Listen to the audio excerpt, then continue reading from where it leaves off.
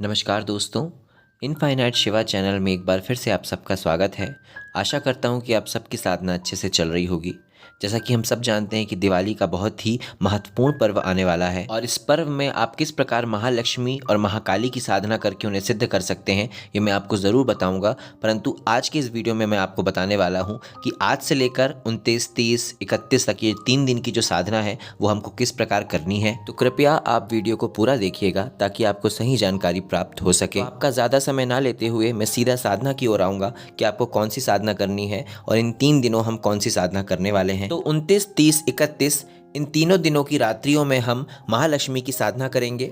और इसकी जो साधना है बहुत ही साधारण है। आपको साधारण तरीके से 3 दिनों के लिए कलश की स्थापना करनी है और जो विधि मैं आपको बताने वाला हूँ उस विधि को करके आपको माला से जाप करनी है। फ़र्क सिर्फ इतना है कि आपको इस बार जो अपने माला की जो संख्या है उसको निर्धारित नहीं करना है, बल्कि आपको रात भर जितनी हो सके माला का जाप करना है। क्योंकि दिवाली की जो रात्रियाँ होती हैं, खासतौर पर उसके 3 दिन पहले की यानी 29, 30 और 31, ये जो रात्रियाँ हैं इसमें आपको सोना नहीं है। और दिवाली वाली रात तो वैसे भी नहीं सोना चाहिए, क्योंकि ये जो रात रहती हैं बहुत ही जागरूक रातें होती हैं और इन रात्रियों में आप साधना करके अपने अंदर के अध्यात्म के लेवल को बहुत ही हाईएस्ट लेवल पर लेकर जा सकते हैं और अपनी चेतना को बहुत ही ऊपर उठा सकते हैं।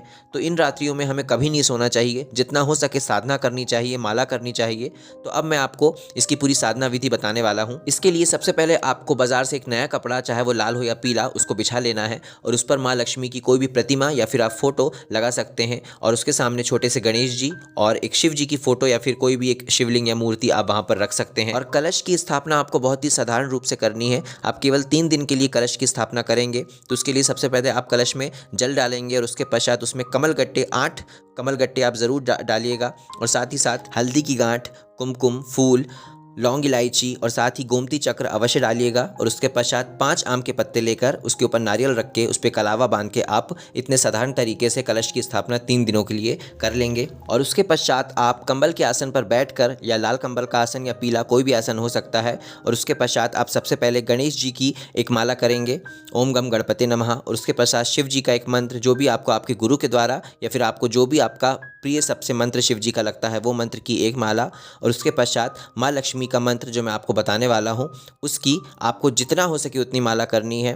और साथ ही याद रखिएगा, जब भी आप अपनी ये साधना स्टार्ट करेंगे आप सबसे पहले शिव जी का आवाहन करेंगे और उसके पश्चात फिर माँ काली का आवाहन करेंगे और फिर महालक्ष्मी का, और उसके पश्चात आप नारायण जी का भी आवाहन कर सकते हैं, क्योंकि विष्णु भगवान को जो माँ लक्ष्मी का आधिपत्य माना जाता है, इसलिए आप उनका भी आवाहन सबसे पहले कर लीजिएगा। और उसके पश्चात अपने गुरु को याद करके अपनी साधना स्टार्ट कर दीजिएगा। माला यदि आपके पास कमल गट्टे की है तो बहुत अच्छी बात है, क्योंकि ये दिवाली की साधना के लिए कमल गट्टे की माला सबसे ज़्यादा उपयुक्त मानी जाती है। परंतु यदि आपके पास नहीं है तो आप स्फटिक की माला से भी ये कर सकते हैं, और यदि ये भी नहीं है तो आप इसके पश्चात आपके पास जो रुद्राक्ष की माला होगी आप उससे भी साधना को कर सकते हैं। ये मंत्र कुछ इस प्रकार है, ओम श्रीम ह्रीम श्रीम महालक्ष्मी नमः। और यदि आप इसके बजाय दूसरा मंत्र करना चाहते हैं तो आप ओम ह्रीम श्रीम लक्ष्मी भयो नमः, इस मंत्र का जाप भी सवेरे तक पूरी रात्रि भर जितना आप ज़्यादा मात्रा में करना चाहें ज़रूर कीजिएगा। और हो सके तो इन 3 दिनों तक माँ लक्ष्मी के लिए अखंड ज्योत ज़रूर जलाइएगा। आप खुद ये पाएंगे कि आपको अपने घर में बहुत ही अलग एनर्जी एक महसूस होगी इन 3 दिनों तक। यकीन मानिएगा, ये जो 3 रात्रियाँ हैं ये बहुत ही ज़्यादा महत्वपूर्ण रात्रियाँ हैं और इसको ऐसे ही सोने में